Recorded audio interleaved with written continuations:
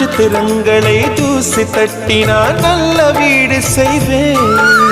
நட்சத்திரங்களின் சூட்டில் நான் உருகி போய்விடில் ஏன் செய்வாய்? உருகிய துளிகளை ஒன்றாக்கி என் உயிர் தந்தே உயிர் தருவேன். ஏ ராஜா, இது மெய்தானா?